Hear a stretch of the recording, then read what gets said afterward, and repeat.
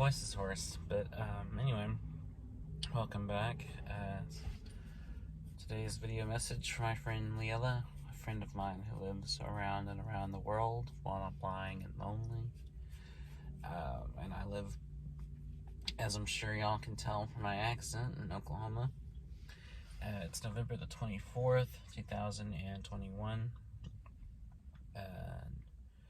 Day before Thanksgiving. And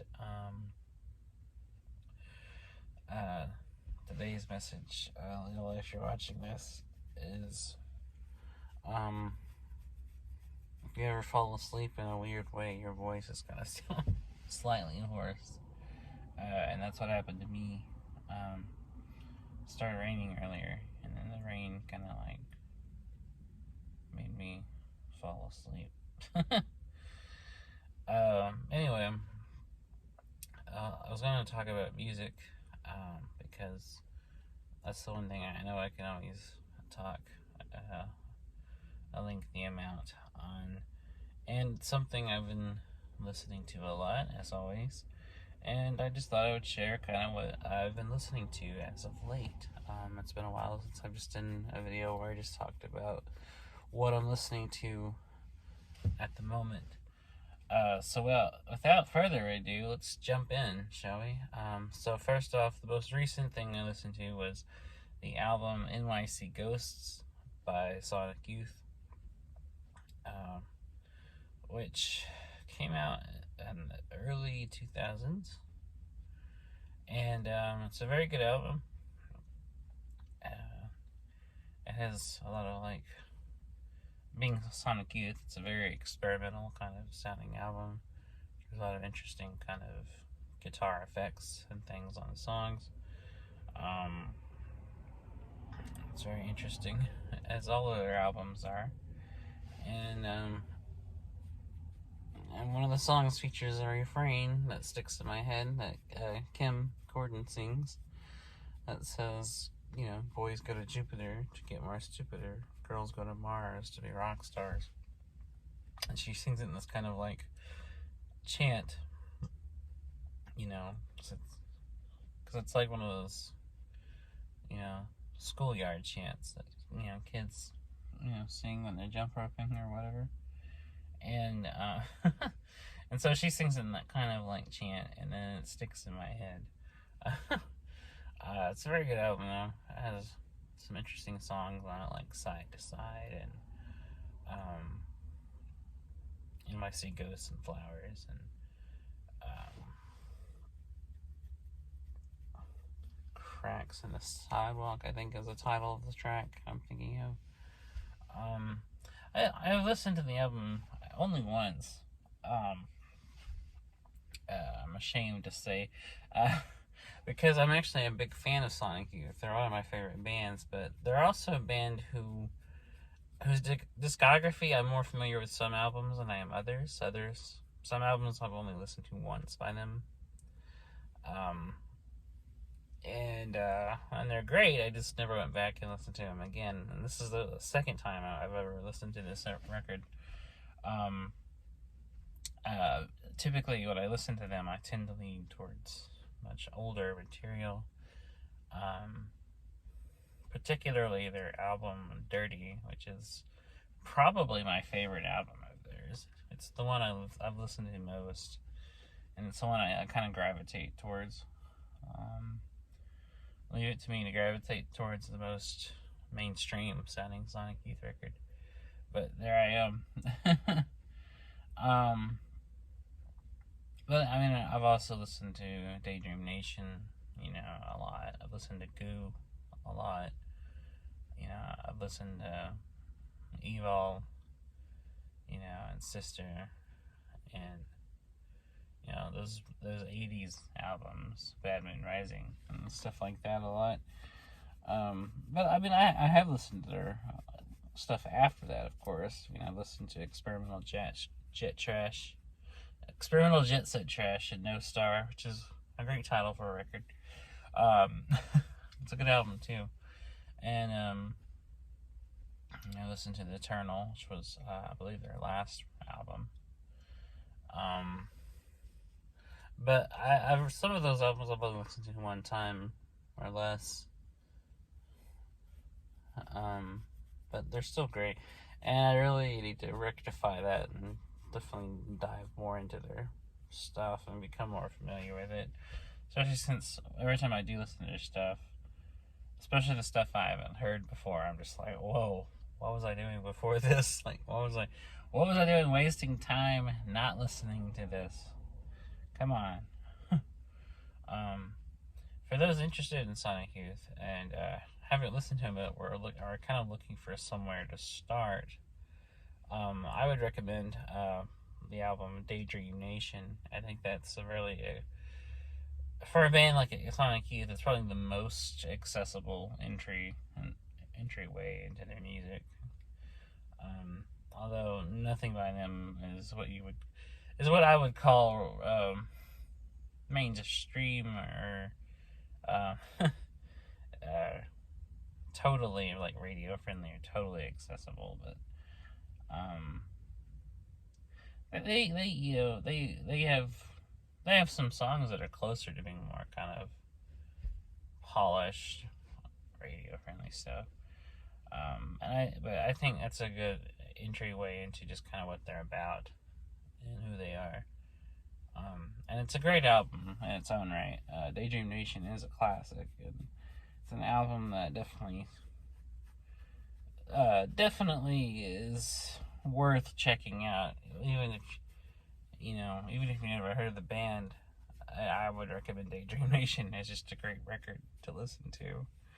It has some fantastic songs on it, like Silver Rocket, and Teenage Riot, Across the Breeze.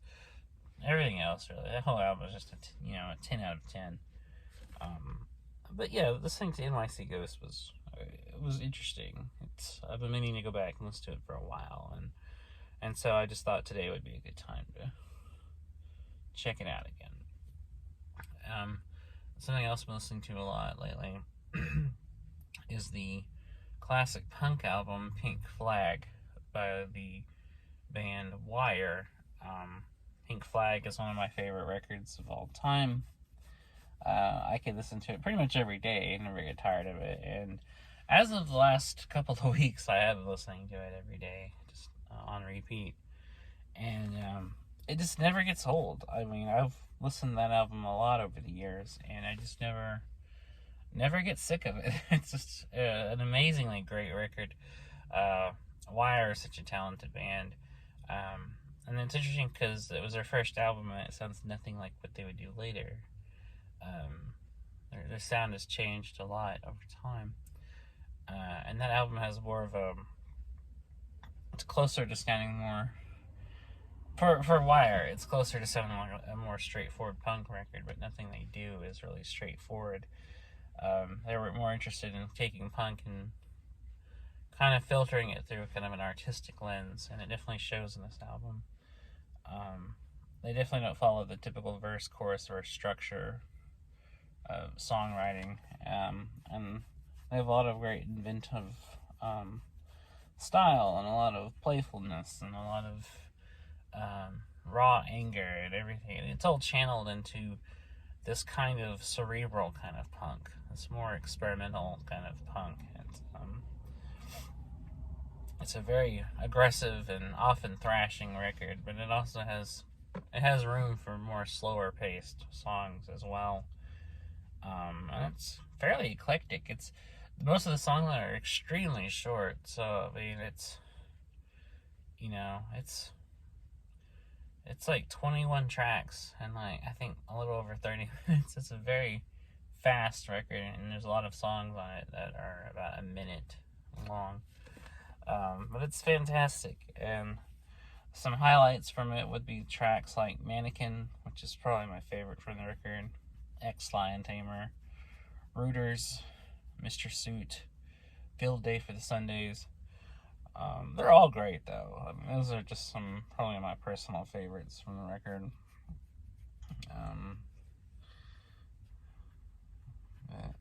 All of them good, though.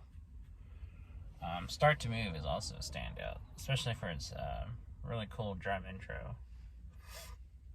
But yeah, for anyone that likes punk music, punk rock, especially stuff that was coming out of that first, like, kind of famous wave of punk rock, because the album was put out in 1977, the same year a lot of influential punk albums came out. I definitely recommend it, and also I recommend it for people who like more kind of avant-garde kind of like rock, or more arty kind of punk, or arty kind of rock music. I definitely recommend it. You can't go wrong with Pink Flag. It's just it's a classic, and it's immortal. It'll stand the test of time, and it's just one of my favorite albums ever by any artist. So I'm listening a lot to that. I've also been listening almost nonstop to the Rocky Horror Picture Show soundtrack. Full disclosure, I'm a huge fan of Rocky Horror Picture Show. I've seen the movie many times. I've listened to the soundtrack many times, and I never get tired of it. It's very feel good music. It's very it's always kind of in the right. I'm always kind of in the right mood for it. I never get tired of it. I just love it. I love Rocky Horror Picture Show, the movie. I love the music soundtrack, and it's a soundtrack I listen to a lot. It's one of my favorite musicals in general. I really love the story of it. I really love kind of the themes of, the queer themes, and the themes of finding yourself, and kind of liberating yourself from kind of the square society, and embracing who you are, and doing what you want with your life and yourself, and celebrating who you are and your sexuality, and getting in touch with that. I think it's great. I like the actual plot of our typical Squaresville characters, Brad and Janet, getting getting stuck overnight in the house of Dr. Frankenfurter. It's just such a great play, and the characters are great, and I would love to see a production of it live on stage. That would be killer. I would love to go see a live rendition of that. But the movie is perfect. It's one of my favorite movies, and just one of my favorite musicals. And the songs, good God, the songs are so good. Like, there's so much craft and care to them, and they're so clever, like, lyrically. Some of the rhymes are really inventive, like lyricism, They're all catchy as hell, so you know they're not going to get out of your head when you hear, and then just, can we talk about just how great the cast is singing it? Every member of the cast has a great singing voice, and just that goes a long way towards your musical soundtrack. And you definitely want good singers in your musical. And it's nice, and they contrast very well. Tim Curry's singing is fantastic in his distinct and rich kind of voice, and then Barry Bostwick is a great singer as well, and he's kind of he brings that kind of tenor kind of range. And Susan Sarandon has a very sweet, melodic voice, which highlights the songs that she kind of features lead on, like Over at the Frankenstein Place, or Creature of the Night, or Touch Me is the name of the song. But it's she has a lot of great singing moments too, and they all do. I mean, especially the songs where characters take turns singing.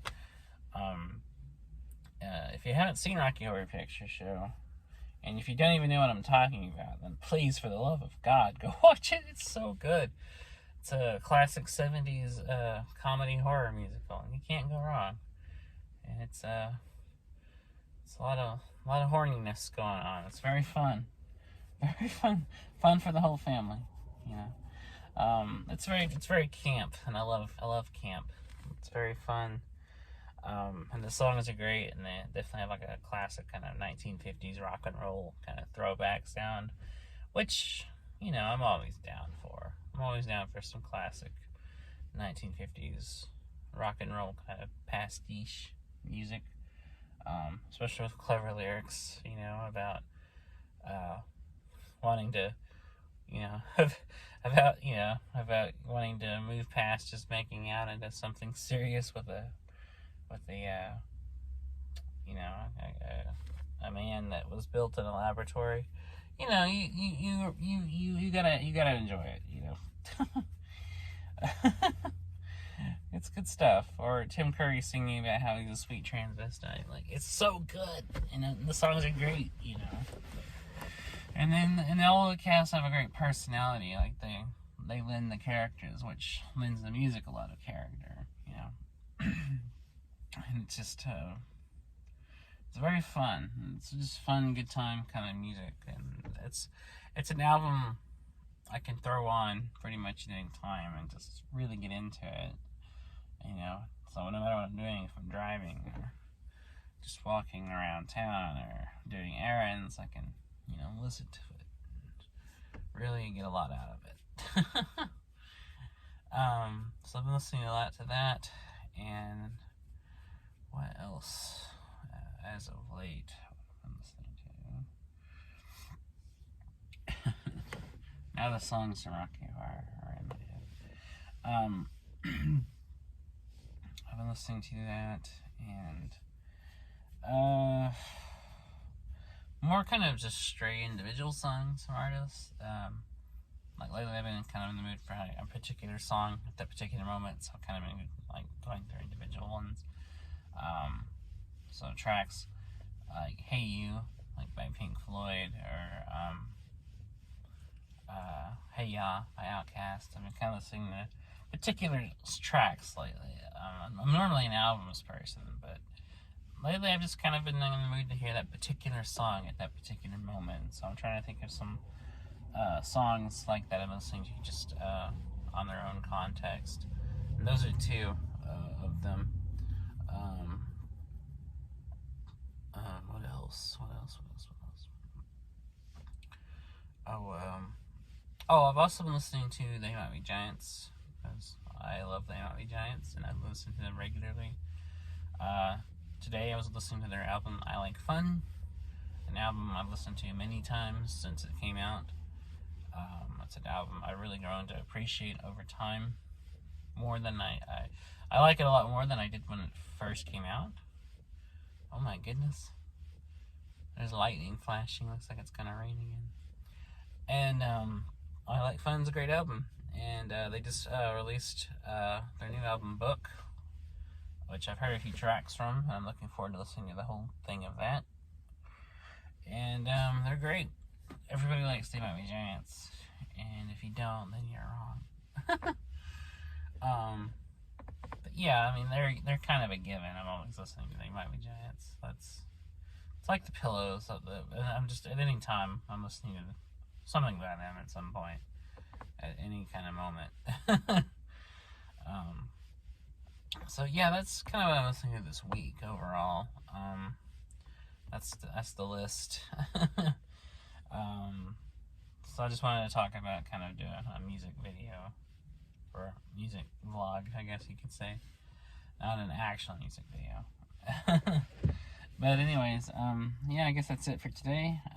I'll be back tomorrow to do another one of these kind of vlog videos, because I'm trying to do them daily again. And I hope you're doing okay, Lilla. I'm sorry to talk endlessly about boring stuff, I'm sure. That's boring to everybody else but me. And I hope you have a good night, and I'll talk to you in the morning, or sometime tomorrow, maybe tomorrow night.